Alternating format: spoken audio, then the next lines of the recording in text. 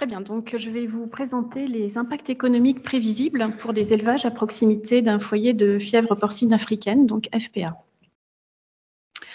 Donc cette problématique nous a été soumise dans le cadre d'un exercice nommé PISU, initié en 2019.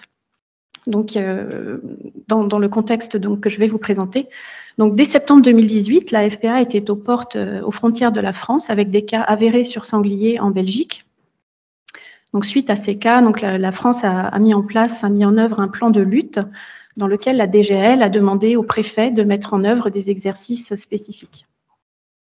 Dans ce contexte, donc fin 2019, la DDPP du Finistère a proposé à l'OS Port-Bretagne et à la préfecture de mener un exercice de grande ampleur. Donc, c'est ce projet PISU. Donc, PISU signifie soie de cochon en chinois. Et donc, ce projet s'est tenu en 2020-2021. Donc, son objectif était de simuler l'apparition d'un cas de FPA en élevage porcin pour mieux anticiper les actions à mettre en place et pour permettre aux acteurs, à la fois territoriaux et professionnels, de bien se coordonner pour gagner en réactivité ensuite si une crise réelle venait à apparaître. Donc, le cas d'étude PISU était le suivant. Donc, on a simulé l'apparition d'un foyer de FPA dans un élevage porcin naisseur-engraisseur du Finistère, donc dans une zone de forte densité porcine.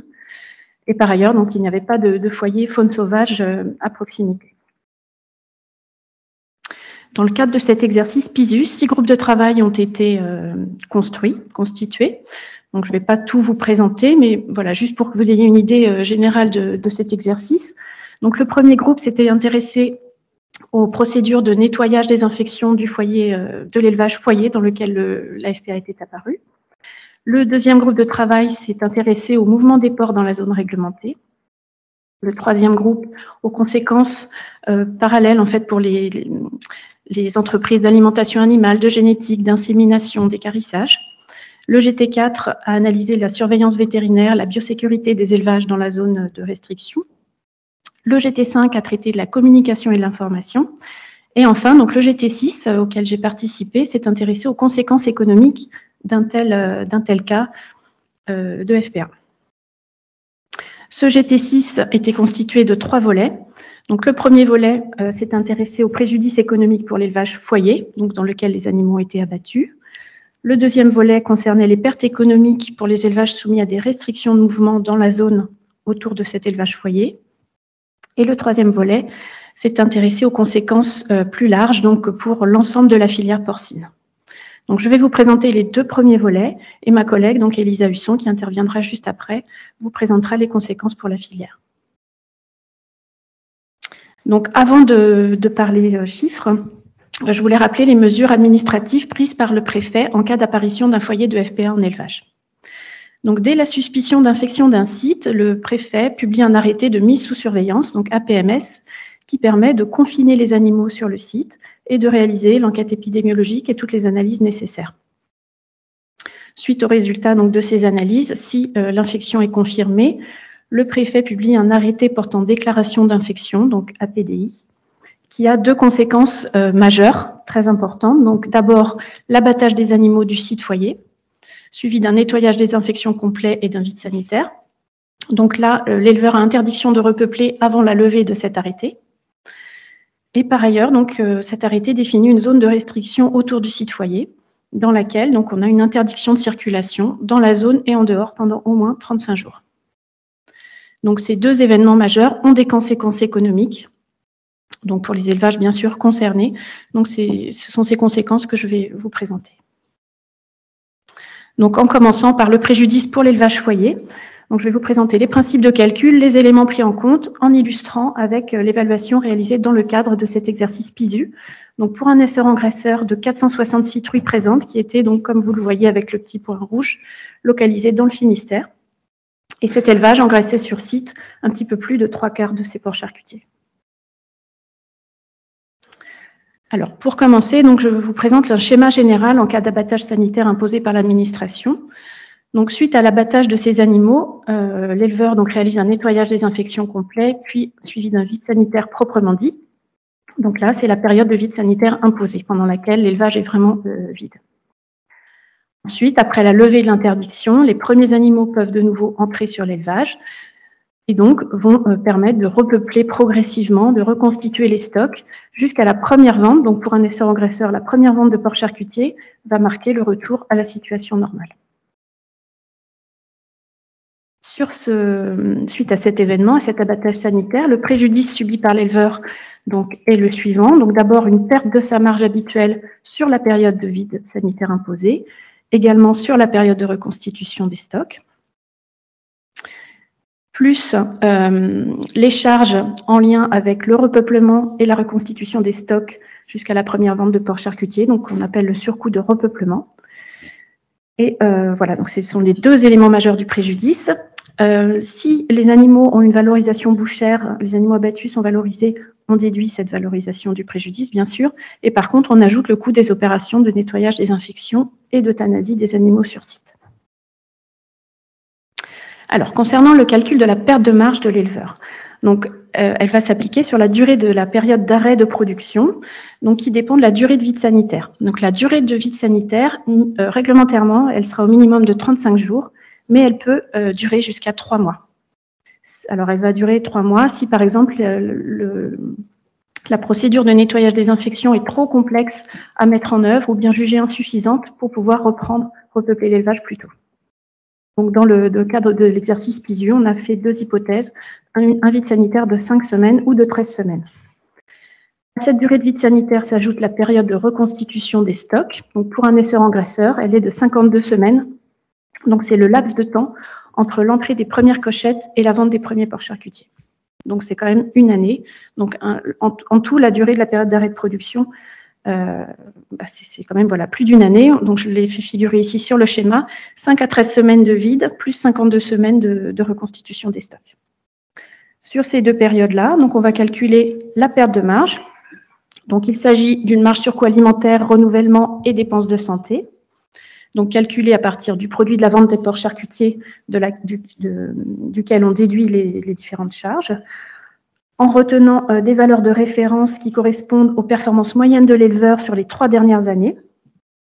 Les prix retenus sont également les prix lissés des 3 dernières années, donc ce qui permet de prendre en compte la variation saisonnière des prix au cours de l'année et aussi de prendre en compte la variation annuelle des prix fluctuent d'année en année.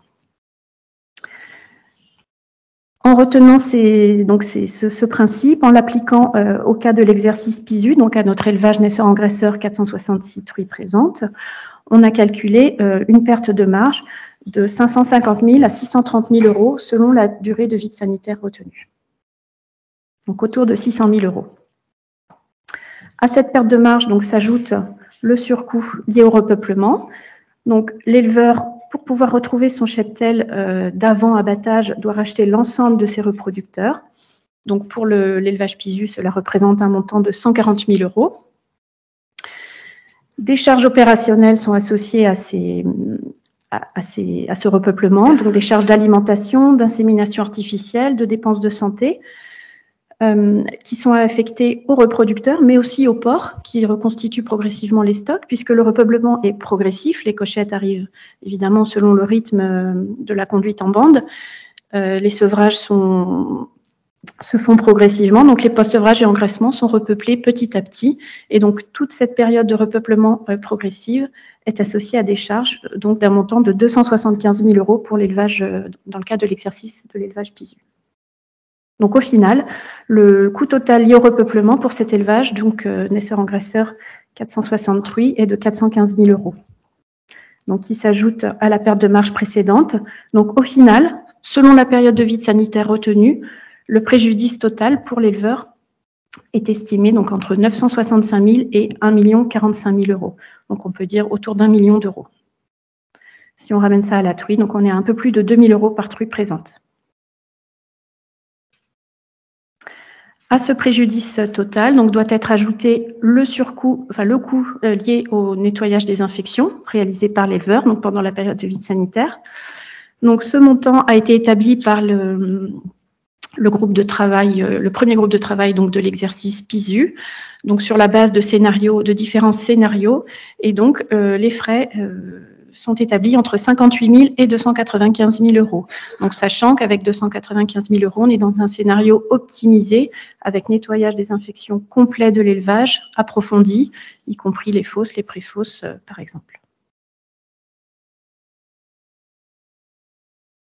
Voilà pour l'élevage foyer.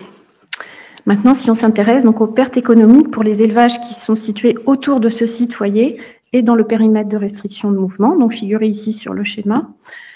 Donc là, on a évalué économiquement les conséquences pour un élevage moyen de la zone, et ensuite on a on a appliqué ce raisonnement pour l'ensemble des élevages identifiés sur la zone de l'exercice, donc sachant qu'on avait 146 sites d'élevage sur la zone, ce qui est quand même important. Voilà, c'est une zone de forte densité porcine.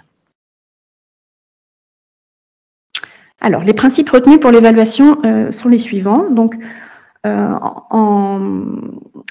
lorsque des mesures de restriction de mouvement sont prises pour des élevages, les deux conséquences majeures sont les suivantes. Donc, d'abord, un alourdissement des animaux non abattus. Donc, forcément, ils restent sur le site. Donc, quand la période de restriction est levée, ils sont plus lourds, ce qui peut les pénaliser donc, au niveau de la rémunération. Et par ailleurs, la nécessité d'euthanasier un ou plusieurs lots, selon les élevages, pour pouvoir maintenir le reste des animaux sur site dans des conditions d'élevage satisfaisantes. Alors, des mesures de gestion existent et seraient possibles pour limiter ce préjudice pour les éleveurs. Notamment pour limiter l'alourdissement, il pourrait être possible d'utiliser un aliment déconcentré, riche en fibres, pour limiter la croissance des porcs et donc limiter cet alourdissement. Par ailleurs, pour limiter les euthanasies, dans certains cas, il peut être possible de mélanger des animaux en engraissement pour optimiser l'occupation des bâtiments. Et enfin, donc, concernant les élevages naisseurs sur la zone qui n'ont plus de débouchés pour leur porcelet, il pourrait être possible de réorienter des mouvements dans la zone de restriction, donc moyennant une stratégie au sein de la filière, des accords entre groupements, pour pouvoir réorienter les mouvements. Ces solutions, effectivement, en théorie, sont possibles. Malgré tout, ce sont des mesures à risque pour la pérennité des élevages une fois la situation sanitaire résolue. Et leur résultat, en plus, n'est pas garanti pour tous les éleveurs. Donc, nous avons fait le choix de ne pas les considérer dans l'évaluation économique. Alors, quand on a calculé le préjudice pour un naisseur-engraisseur moyen, donc on s'est intéressé à un naisseur-engraisseur de 250 truies présentes, conduites en 7 bandes avec sevrage 28 jours et des lots de 372 sevrés par bande. On a retenu une période de restriction de mouvement de 35 jours, donc une situation assez optimale en termes de période de restriction. L'élevage, donc naisseur-engraisseur, doit euthanasier une bande de porcs sur cette période de 35 jours pour pouvoir laisser la place au porc suivant. 2 choix s'offrent à lui. Donc, un premier scénario avec l'euthanasie du premier lot de porcs charcutiers qui devait partir sur la période. Donc, l'éleveur peut, au moment de la décision de restriction, faire le choix d'euthanasier les premiers porcs charcutiers qui devaient partir, ce qui permet de limiter l'alourdissement des porcs sur le site et, au-delà de 35 jours, de faciliter les départs. Par contre, c'est assez coûteux puisque les animaux étaient prêts à partir. Dans le deuxième scénario, là, ce serait plutôt le choix d'euthanasier le premier lot sevré sur la période, ce qui permet de garder tous les porcs charcutiers en engraissement. Mais bon, voilà, ce qui a ses avantages, mais qui peut être risqué si la période de restriction devait dépasser 35 jours finalement, on aurait des porcs très lourds en engraissement. On va voir ces deux scénarios. Et dans tous les cas, on a l'alourdissement d'une ou plusieurs bandes de porcs. Donc, on va mettre des chiffres sur ces différents éléments. Concernant les euthanasies, donc la valeur du préjudice lié à l'euthanasie d'une bande de porcs est établie à l'aide du simulateur SimPrej de l'IFIP sur la base des performances techniques des naisseurs-engraisseurs en 2019 et dans le contexte de prix de juillet 2020. Donc, juillet 2020, c'est parce qu'on est dans le contexte économique de l'exercice PISU. Dans ce contexte, le fait d'euthanasier un animal au sevrage représente un préjudice de 52 € par animal et en fin d'engraissement, on est à 132 €. Si on utilise ces chiffres pour nos deux scénarios, donc dans le cas où l'éleveur euthanasie une bande de porcs charcutiers, le préjudice s'élève à 46 000 €. Si l'euthanasie est réalisée au sevrage, évidemment, le préjudice est moins important, 19 500 €. Dans le cas de ce GT6 économie, on a aussi fait les simulations sur la base d'une dégradation du prix cadran de 20 centimes en lien avec l'apparition du cas de FPA. Dans ce cas-là, donc avec une baisse des cours de 20 centimes, les préjudices sont moins élevés, de l'ordre de 15 à 30% selon le scénario. Concernant maintenant l'alourdissement des ports pendant la période de restriction, donc la marge de l'éleveur se retrouve dégradée. Donc on voit ici sur le graphique l'évolution de l'écart de marge attendu pour l'éleveur lorsque le poids d'abattage s'écarte du poids standard autour de 121 kg aujourd'hui. Donc on voit que plus les ports s'alourdissent, plus la marge se dégrade. Donc c'est en lien avec les performances des ports. Bien sûr, quand ils s'alourdissent, le TMP se dégrade, l'efficacité alimentaire est moins bonne, donc la marge est dégradée. La courbe en rouge correspond au contexte avec prix cadran dégradé de 20 centimes. Donc on voit que plus le prix du porc baisse, plus la dégradation est marquée. Dans le cas de l'exercice, donc on a considéré que chaque semaine de restriction supplémentaire générait un alourdissement de 5 kg vifs des porcs charcutiers. Donc au-delà de 5 semaines, donc qui marque la fin des 35 jours de restriction, les porcs les plus lourds pèseront 145 kg. Dans ce cas, l'écart de marge pour l'éleveur serait de l'ordre de 13 € par porc produit. Et donc de 17 € si on considère un prix cadran moins 20 centimes, donc les courbes en rouge. Si on applique là encore ces chiffres à nos deux scénarios, quand l'éleveur euthanasie un lot de porcs charcutiers, il n'y a qu'une seule bande en engraissement qui est concernée par un alourdissement, donc un alourdissement de 2 semaines, donc ce qui est assez minime, entre guillemets, en termes de préjudice, on est à 900 € de préjudice. Alors que si l'éleveur euthanasie des porcelets au sevrage, il aura 2 bandes de porcs charcutiers en engraissement qui vont être concernées par un alourdissement de 2 et 5 semaines. Et donc là, on va être à 5 500 € de préjudice.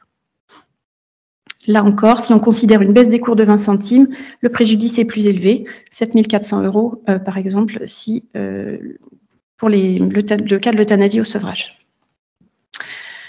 En synthèse, donc pour ces deux scénarios, lorsque l'éleveur fait le choix lorsque les porcs sont euthanasiés en fin d'engraissement, le préjudice total est de 46 900 €, donc 188 € par truie présente, donc le coût de l'euthanasie et de l'alourdissement. Lorsqu'il fait le choix d'euthanasier les porcs au sevrage, le coût de l'euthanasie est inférieur, mais le coût de l'alourdissement est supérieur. Donc au final, on arrive à 25 000 € de préjudice, 100 € par truie présente.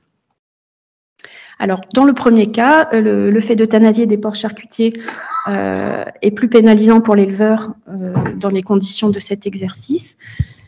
Mais néanmoins, si la période de restriction devait être allongée, parce que parfois, on ne sait pas quand... Enfin, la période peut être allongée selon les analyses réalisées,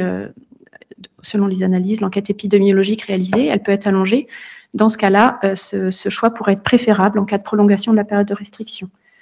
Mais dans le cadre de l'exercice PISU, on s'est concentré sur une période de 35 jours, donc on a retenu le scénario 2, donc un préjudice pour un naisseur-engraisseur moyen de 100 € par truie présente, concernant l'alourdissement de ces carcasses. Alors ensuite, donc on a réalisé le même exercice pour toutes les orientations d'élevage. Donc là, on l'avait fait pour le naisseur-engraisseur, on l'a fait pour tous les autres, de manière à avoir un coût exprimé par truie présente ou par porc entré. Sur les 146 élevages de la zone, on avait 73 naisseurs-engraisseurs, 17 post-sevreurs-engraisseurs, 50 engraisseurs, un naisseur-vente au sevrage, 4 naisseurs traditionnels.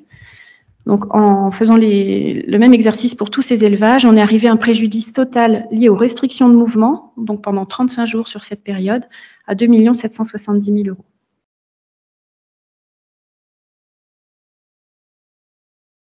Donc, au final, on a vu, pour l'élevage foyer, on était autour de 1 million d'euros. Sur la zone de restriction, on est presque à 3 millions d'euros, donc ce sont des chiffres quand même très importants. Et on peut se demander quelle indemnisation les éleveurs sont en mesure d'attendre, enfin d'espérer, suite à ces préjudices. Alors, concernant d'abord l'élevage foyer, donc les élevages qui subissent un abattage sanitaire sur ordre de l'administration, aujourd'hui, ils sont indemnisés par la DGAL, c'est permis, donc conformément à la méthode d'indemnisation décrite dans la note de service du 9 juin 2004, donc en lien avec un arrêté du 30 mars 2001. Donc cette méthode est basée sur une expertise terrain réalisée par des experts. Elle est en cours de révision, donc des travaux sont en cours avec l'administration qui souhaite réorienter la méthode vers une méthode de forfait ou de barème pour pouvoir agir plus rapidement en cas de crise sanitaire notamment. Quoi qu'il en soit, actuellement, la méthode d'indemnisation prend en compte partiellement le préjudice subi par ces élevages à hauteur de 70-75%. Concernant maintenant les élevages soumis à restriction de mouvement, actuellement, la prise en charge n'est pas assurée par l'administration. Donc, cela fait partie des autres, d'une indemnisation économique, mais qui ne serait pas prise en charge par l'administration.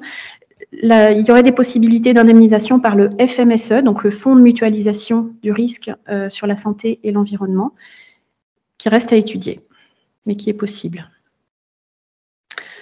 En termes de perspective, donc les évaluations réalisées dans le cadre de l'exercice PISU se sont montrées très riches en enseignements. Mais malgré tout, ça reste un exercice mis en place dans un contexte particulier, donc un foyer domestique dans une zone de forte densité. Et finalement, de nombreux facteurs de variation sont à considérer et selon la situation d'apparition de la FPA, si un jour elle apparaît, bien sûr, l'impact économique pourrait être différent. Notamment, si la FPA apparaissait, si c'était un cas de FPA faune sauvage, ce qui peut-être pourrait être le plus probable, on aurait dans ce cas-là uniquement des restrictions de mouvement, mais probablement sur des périodes plus longues et sur une zone plus étendue. Donc on pourrait revoir les évaluations économiques. La zone aussi d'apparition du cas de FPA est importante, donc sa localisation géographique, est-ce qu'il s'agit d'une zone à forte densité porcine ou pas? Donc cela va jouer sur la délimitation des zones de protection et de surveillance et peut aussi impacter les choix de réaliser des abattages préventifs, par exemple, ou non. Enfin, donc, le contexte économique est important selon la situation de la conjoncture au moment de l'apparition du cas et aussi selon l'impact de la FPA sur les prix qui pourraient, alors on a essayé de le prendre en compte dans l'exercice PISU, mais voilà, la FPA pourrait impacter fortement les prix du porc. Donc cela pourrait avoir un impact sur le préjudice pour les éleveurs concernés directement par le foyer, mais également pour l'ensemble des élevages français. Je vous remercie de votre attention. Merci à vous, Alexia. Je vous propose, merci à vous pour cette...